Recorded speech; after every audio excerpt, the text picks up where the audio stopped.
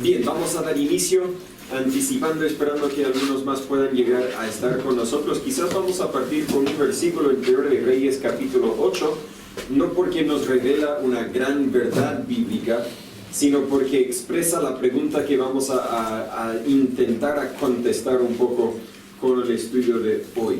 1 de Reyes capítulo 8, versículo 27 en un momento, pero antes de empezar, oremos. Señor Padre, gracias por tu palabra, gracias por tu provisión y tu protección. Gracias que podemos estar aquí a pesar del frío y las distracciones de la vida. Pedimos que traiga a cada familia con bien que va a estar con nosotros en esta hora y la hora que está por venir. Pero si nadie más llega, Señor, habla a nosotros que estamos aquí para que podamos conocer quién eres, para que podamos aprender un poco más de tu ser y para que podamos vivir y gozar de la relación que podemos tener contigo. Háblanos por medio de tu palabra, en el nombre de Jesús pedimos estas cosas. Amén. ¿Cuán cerca de nosotros está Dios? Bueno, si recordamos, creo la enseñanza y faltó confirmar, cuando estuvimos en Colombia, el hermano Alan habló de la omnipresencia de Dios. No, así que salté ese capítulo. ¿Qué tema tocó esta semana? Hablamos sobre la... Algo de Dios.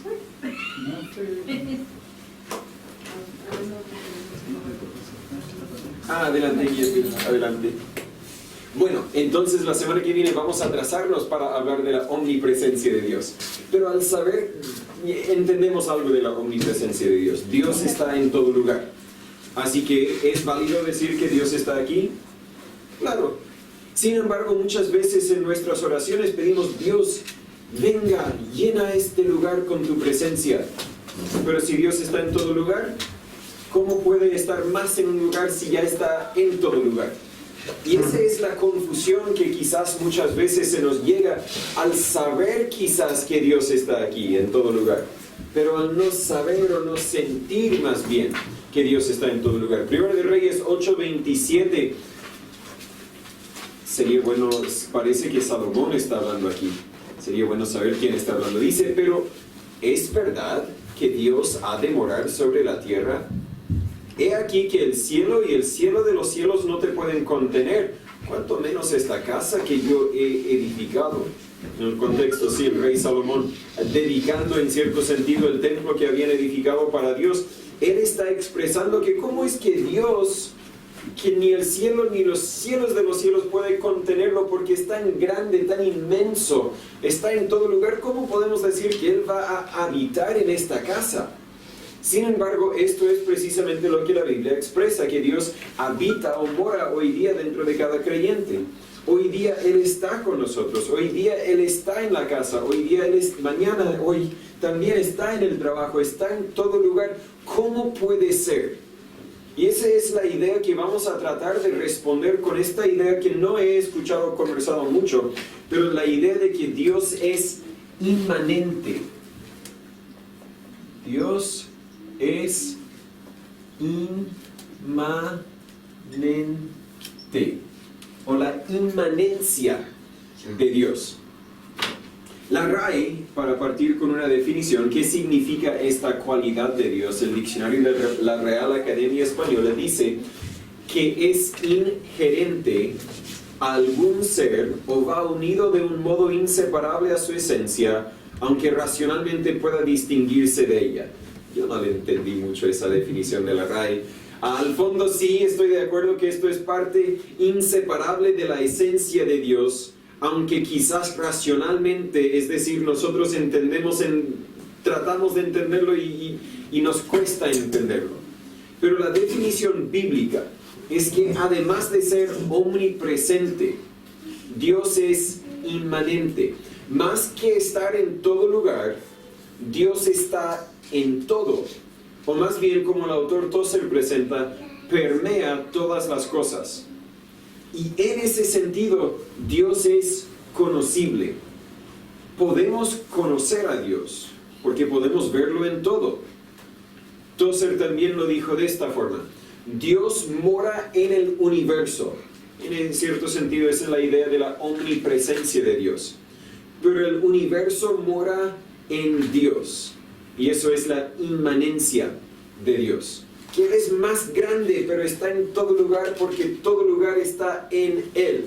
Ahora, no estoy hablando de lo que se conoce como el panteísmo, que cree que todo lo que hay en el universo es Dios. Por lo tanto, deberíamos adorar a los perros porque Dios está en los perros. Deberíamos adorar a los árboles y el sol y la luna porque Dios está en todo, entonces cualquier cosa es Dios. No, eso no es falso.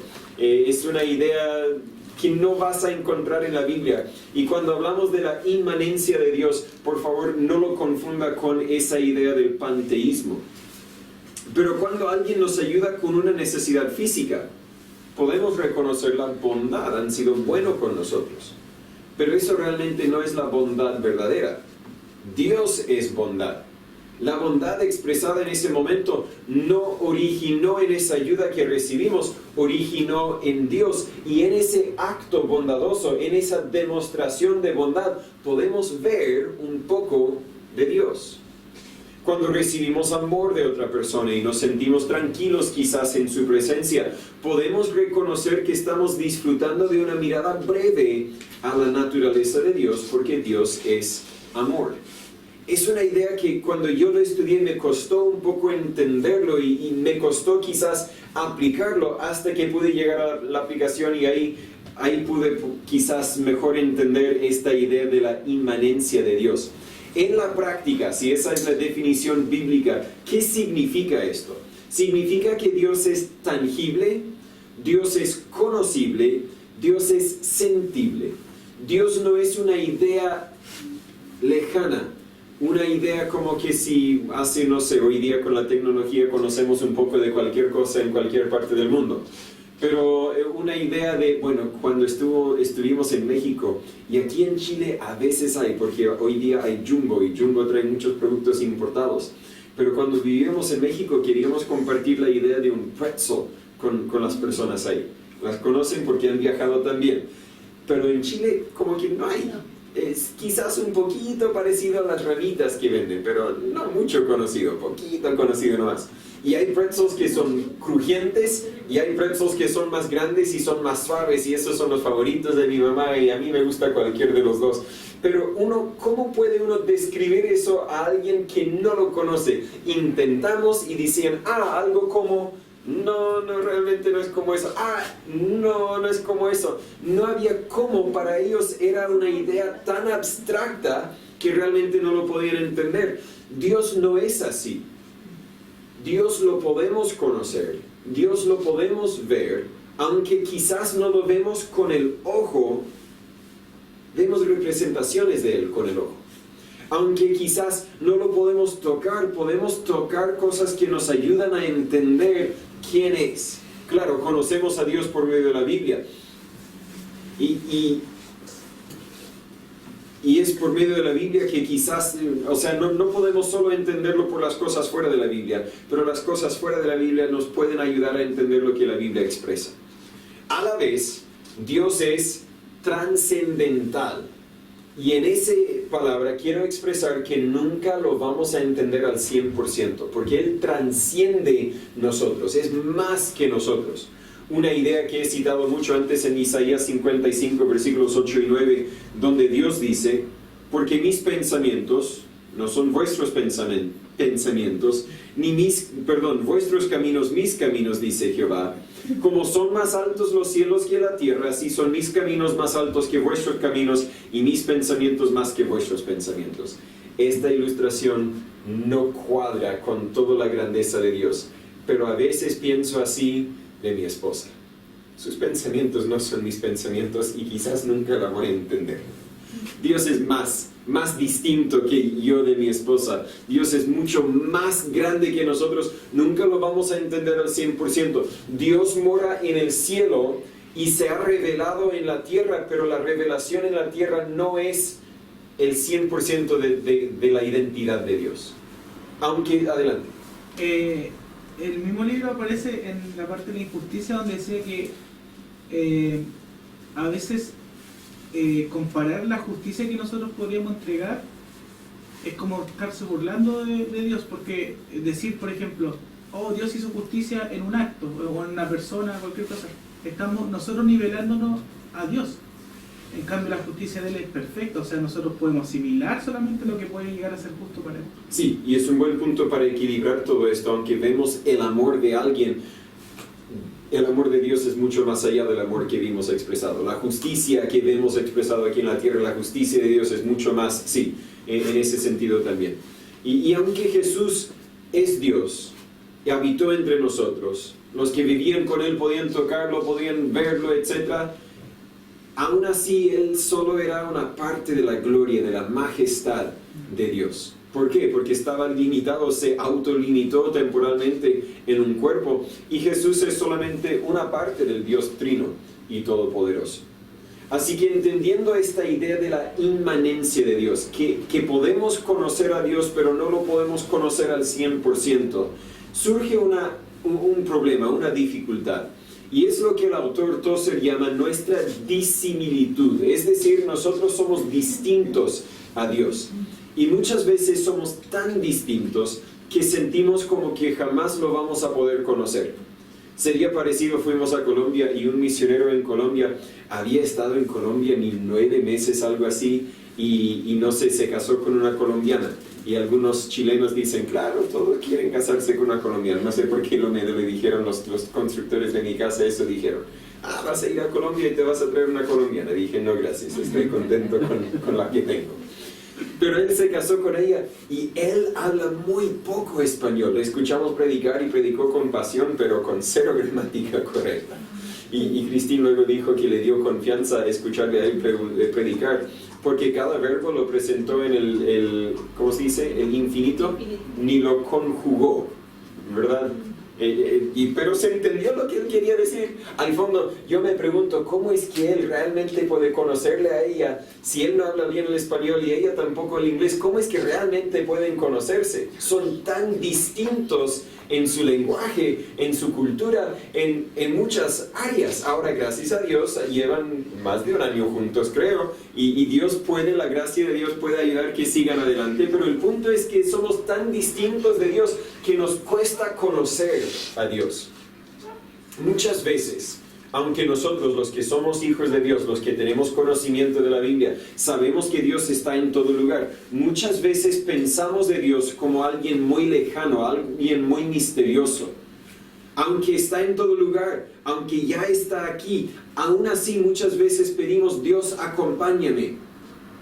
Pero si Dios está en todo lugar, Dios, venga a este lugar, pero si ya está en este lugar, ¿por qué lo decimos? Es porque sentimos una distancia de Él, por nuestra disimilitud, por lo distinto que nosotros somos de Él. En el principio, en Génesis capítulo 2, en Génesis capítulo 3, Dios era con el hombre en una forma que el ser humano no podía negar. Podía verlo, podía hablar con él, podía escuchar su voz. Génesis capítulo 3, versículo 8 dice que Jehová paseaba en el huerto al aire del día. Pero algo ya había quebrado o quebrantado la relación que Adán y Eva tenían con él. Entiendo que él tenía el hábito de bajar, de caminar en la tierra, pero algo ahora había creado un distanciamiento, una disimilitud en ellos. ¿Por qué? Porque Adán y Eva pecaron y ese pecado cambió todo. Aunque ellos estaban creados a la imagen del mismo Dios, en Génesis 1:27, el pecado dañó y cambió esa imagen. Adán y Eva son los únicos quienes tenían una relación con Dios y la perdieron. Quienes estaban justificados, es decir, eran justos y luego estaban condenados. De ahí en adelante todos antes eran condenados y luego llegan a ser justificados. Pero hablando de la disimilitud, el autor presenta el infierno como el lugar para los moralmente disimilares a Dios. Si tienes el ADN espiritual de Dios, entonces el infierno no es para ti. Pero si no tienes el ADN espiritual de Dios, entonces el infierno es tu destino. Ahora, otra vez, el ADN humano no se cambia. El ADN espiritual es una frase que yo ocupo para decir a quién pertenecemos, quién es nuestro Padre espiritual. Y eso sí se puede cambiar. Pero el infierno es para los que son moralmente disimilares a Dios, los que no comparten la moral o la vida espiritual que Dios es. Dios no puede relacionarse con personas disimilares a Él. Él no puede relacionarse con personas rebeldes a Él. Más que uno puede relacionarse con un conejo.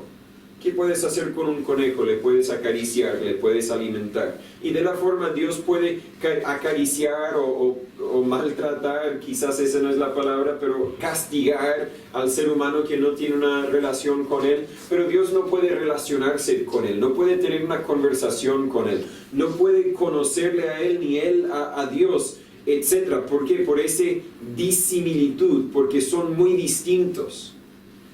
Si el infierno es para los moralmente disimilares a Dios, el cielo es el lugar para los que son moralmente similares a Dios, no iguales a Dios. Nunca vamos a ser iguales a Dios. Pero cuando Dios nos da vida espiritual, los que antes estábamos muertos espiritualmente, ahora estamos vivos. Ahora somos moralmente similares en el sentido de que ahora compartimos el mismo ADN espiritual que Dios tiene. Dios ahora puede relacionarse con nosotros y nosotros podemos relacionarnos con Él. Así que, volviendo al problema, ¿por qué es que sentimos que Dios es tan lejos? En primer lugar, porque estamos disimilares o somos disimilares. No somos iguales, somos distintos a Dios. Cuando Dios nos salva, ahí somos algo similar, pero aún así muy distintos. Y hay dos soluciones a este problema que podríamos decir. Primero es el Evangelio. Para salvarnos, el autor dijo esto y me llamó la atención porque no lo había pensado de esta forma antes. Para salvarnos hay tres cosas que tenían o tienen que suceder: la expiación, la justificación y la regeneración. Expiación, justificación y regeneración. Con mi letra bien bonita. ¿Alguien puede darme su entendimiento de expiación? Amy me quiere responder. Me miró con una sonrisa por lo menos. Expiación. Como limpieza, purificación. Sí, quizás lo vemos en el Antiguo Testamento más que el Nuevo Testamento. El Nuevo Testamento creo ocupa más bien la palabra propiciación, pero es lo que Dios demanda como el pago para la ofensa. En el Antiguo Testamento los sacerdotes hacían esta expiación, ofrecían el cordero o el animal en expiación. ¿Por qué? Para pagar lo que la justicia de Dios demanda por el pecado que fue cometido. Y en ese sentido, la definición aquí, lo que Cristo hizo cuando murió en la cruz y derramó su sangre por nuestros pecados. ¿Por qué? Porque Él pagó lo que la justicia de Dios demanda por nuestros pecados. Solamente una vez en el Nuevo Testamento encontramos la palabra expiación, aunque si no me equivoco lo encontramos más de 100 veces en el Antiguo Testamento. El único ejemplo en el Nuevo Testamento se encuentra en Hebreos 1, versículo 3. Dice, hablando de Jesús, el cual, siendo el resplandor de su gloria y la imagen misma de su sustancia, y quien sustenta todas las cosas con la palabra de su poder, habiendo hecho la expiación de nuestros pecados por sí mismo, se sentó a la diestra de la majestad en las alturas. Más adelante en el mismo libro dice, habiendo ofrecido una vez o un solo sacrificio por los pecados por siempre. Cambio las palabras un poco, pero está hablando de que la expiación es el pago que Jesús hizo por nuestros pecados. Esta expiación ocurre totalmente independiente de nosotros. Yo no tengo ningún rol que jugar en el hecho de que Jesús murió en la cruz para pagar la deuda de mis pecados. Él murió antes de que tú y yo existiéramos. No importa realmente si nadie creyera en lo que Jesús hizo, Él lo hizo, y al morir en la cruz estaba pagando la deuda. 1 de Juan 2:2 dice, y Él es la propiciación, sinónimo para expiación. Él es la propiciación por nuestros pecados. Y no solamente por los nuestros, no solamente por los que hemos creído, sino también por los de todo el mundo. Aun si nadie ha creído, Jesús aún ha pagado la deuda de sus pecados, solamente que falta que ellos crean, reciban el pago que Él hizo.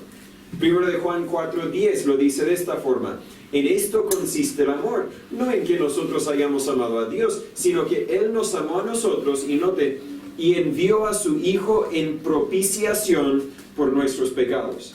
pagó lo que la justicia de Dios demanda por nuestros pecados. Eso es la expiación. Sin la expiación, nadie puede ser salvo. Sin la expiación, los otros dos no pueden ocurrir. Luego tenemos la justificación. ¿Qué significa justificación? Tener paz para con Dios. Sí, justificados pues por la fe, vamos a llegar a este versículo, tenemos paz para con Dios. ¿Qué significa ser justificado? No me quedó claro otro punto que estoy pensando. Sí. Y usted decía que, ¿cómo fue el término que usó antes? Antes de expiación, Exacto. Dicen, disimilitud, esa palabra. O sea, sale Jesús, sale Dios hablando con Caín, sale Dios hablando con Satanás en Job. Entonces, no me logra calzar la idea que me está presentando. Que no puede relacionarse. Sí. Él siendo Dios puede tomar la forma de un ser humano y puede relacionarse con el ser humano. Pero espiritualmente no puede haber una relación cuando hay esa disimilitud moral.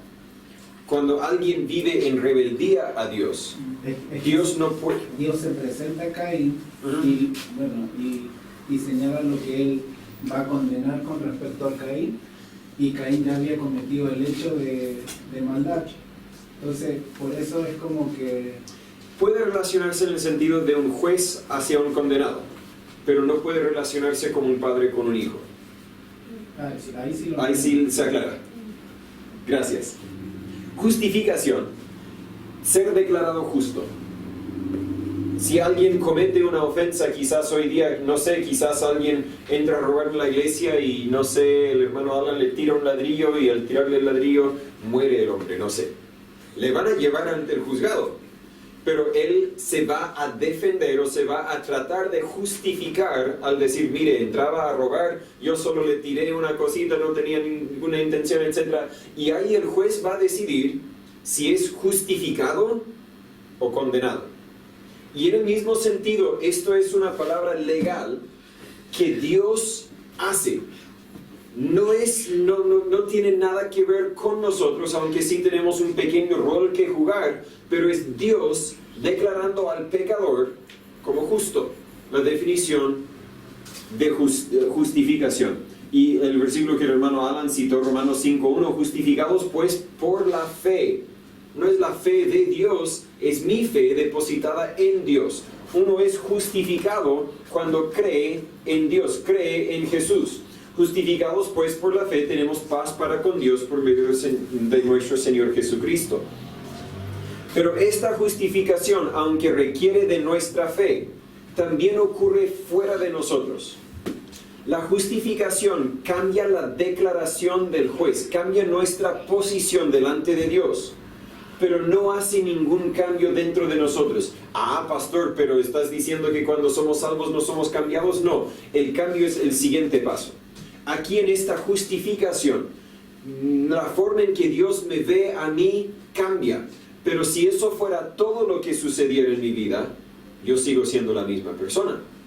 Un delincuente llevado ante el juez y el juez dice, estás libre de los cargos, puedes irte. Vuelve a la misma casa, al mismo empleo, a los mismos amigos, los mismos familiares, hace las mismas cosas, nada ha cambiado en su vida. Entonces, la justificación realmente no ha hecho nada para cambiarnos, para cambiar esa disimilitud, para poder darnos una relación con Dios. Para tener una relación con Dios, necesitamos este tercer paso, que es la regeneración. Y eso lo conocemos cuando el pecador nace de nuevo a la familia de Dios mediante la fe que ha depositado en la obra de Jesús. La expiación Jesús lo hizo hace unos 2000 años. La justificación y la regeneración ocurren en el mismo momento. Solo que este es un cambio ocurrido básicamente en el cielo y en la regeneración es un cambio que ocurre en nosotros. Dios nos cambia, nos hace nacer de nuevo. Ahora es una criatura nueva. 2 de Corintios 5:17. De modo que si alguno está en Cristo, nueva criatura es. Las cosas viejas pasaron, he aquí, todas son hechas nuevas. Ahora, antes tenía dentro de mí rebeldía contra Dios. Y Dios no podía tener una relación conmigo como padre con hijo. Pero ahora eso ha cambiado. Ahora Dios vive dentro de mí. Ahora puedo, de hecho tengo una relación con Dios como padre con hijo. Romanos 6:4, no lo copié, así que lo tengo que buscar. Pero para ahorrar tiempo y darme tiempo para regresar a la casa para Samuel y la comida, voy a leerlo. Romanos 6:4 dice, porque somos sepultados con Él en la muerte por el bautismo, para que como Cristo resucitó de los muertos por la gloria del Padre, así también nosotros andemos en novedad de vida. No es que Dios nos salva y seguimos haciendo lo mismo. Dios nos salva y todo ha cambiado porque somos regenerados, somos cambiados. Esa palabra regenerado también es la palabra que se ocupa para hablar del segundo nacimiento, o el que no naciere otra vez, como Jesús dijo con Nicodemo. En Efesios 4, del 22 al 24, la Biblia dice, en cuanto a la pasada manera de vivir, despojados del viejo hombre, ese es el hombre que no puede relacionarse con Dios como padre con hijo.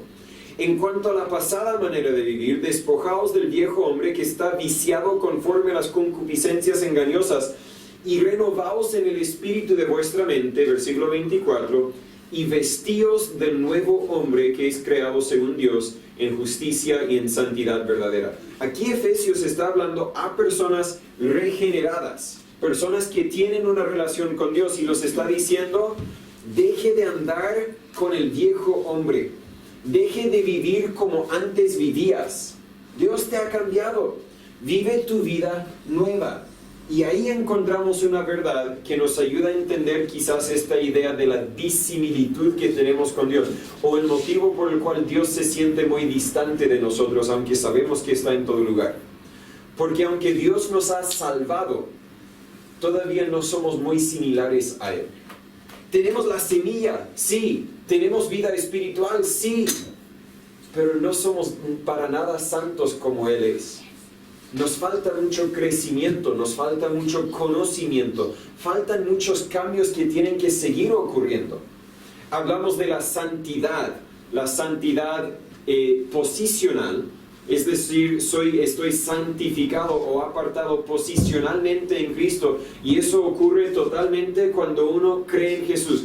Dios declara que tu posición ahora es hijo mío, heredero del reino de los cielos.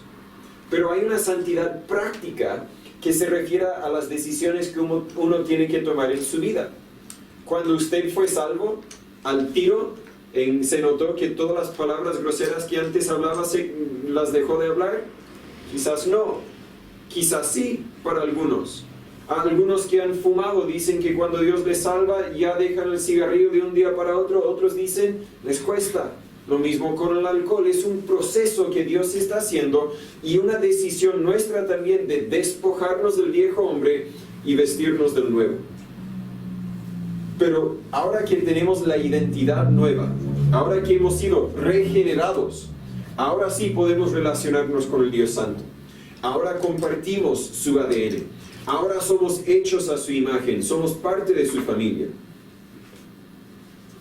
Así que para sentir la presencia de Dios, para saber que Él está aquí, no tan solo necesitamos el Evangelio, necesitamos la expiación que ya ocurrió, la justificación y la regeneración que ocurren cuando uno cree en Jesús, pero también necesitamos nuestra transformación, o necesitamos crecimiento espiritual.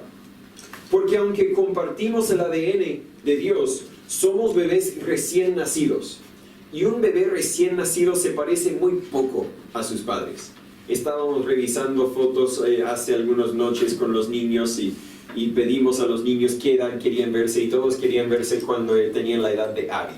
Así que ya buscamos y sacamos fotos de cuando tenían la edad de Abby. Y yo dije, bueno, Abby se parece a los 4, porque yo realmente no veo mucha diferencia entre los 4. Muéstrame otra foto, una foto de los hijos de mi hermano, por ejemplo, y yo diría, claro, ese también se parece a mis hijos. Ahora muéstrame un hijo, quizás un hijo chileno, y claro, por el color de la piel quizás veo al tiro de diferencias. Pero, ¿se parecen a mí? No. No sé, ya no ocurre, por lo menos cuando nacieron mis hijos, no ocurre que llevaron mi hijo o hija a una cuna donde habían 20 niños y yo llegué para pensar cuál era el mío. No, lo dejaban ahí en la pieza, así que nunca tuve que tener esa pregunta, pero lo he visto en algunas películas, donde el papá va y mira y dice, ¡ay, qué tierno mi hijo! Y luego viene el médico y dice, tome, aquí está su hijo, pero era otro totalmente distinto. ¿Por qué? Porque un bebé se parece muy poco a su papá. Y en el mismo sentido, un cristiano que no ha crecido, un cristiano bebé, se parece muy poco a Dios. Hay mucha disimilitud todavía. Nuestro hogar es el cielo, no me malentienda. Pero hay mucho que no tenemos en común. ¿Qué falta entonces para saber que Dios está con nosotros? ¿Qué falta para tener esa cercanía con Dios? Bueno, faltan muchos cambios en nuestras vidas, tal como faltan muchos cambios en la vida del bebé. No es que el bebé tiene que buscar otra cosa, es que le falta el nariz, le falta el oído. No, falta crecimiento. ¿Y qué necesita para que ese bebé crezca? Nutrición. Necesitamos alimentar a ese bebé y ese bebé va a crecer y por lo menos en su apariencia va a parecer muy parecido a sus padres. Y mientras que ese niño, ese bebé es nutrido, si observa a sus padres, también va a empezar a imitar a sus padres. ¿No? Y va a tener algunas cualidades que son medio innatas, como el perfeccionismo de Anita. Anita todo con reglas. Y si no hay reglas, de hecho ella se estaba quejándose de que su hermana estaba puro inventando cantos, en vez de cantar los cantos como son. Y le dijimos, vez tras vez, pero hija, los cantos que estás cantando tú, alguien los tenía que inventar. Y quizás tu hermana va a ser inventora de cantos, quién sabe. Pero ella no, si no sale así en un himnario no lo podemos cantar. Ella, y eso es porque Cristín, no sé si yo era el más creativo como mi segunda hija, no sé. Pero al fondo, cuando van creciendo los niños en su personalidad, también van a imitar a su padre. Y a medida que nosotros vamos creciendo, madurando en nuestra fe, nuestra personalidad debería imitar la personalidad de nuestros padres. Con nuestros hijos no es una reproducción exacta, digamos, porque al fondo es uno que refleja dos, pero nosotros reflejamos solo uno en nuestras vidas espirituales. Tenemos que seguir desarrollando, seguir creciendo para poder mejor reflejar a Dios en nuestras vidas. No nos cambiamos para ser salvos. De hecho, no nos cambiamos. Dios nos cambia porque somos salvos. Pero ese cambio viene naturalmente mientras nos alimentamos y seguimos el ejemplo de nuestro Padre. Y cuando, a medida que vamos transformando, llegamos a ser más similares a Dios moralmente.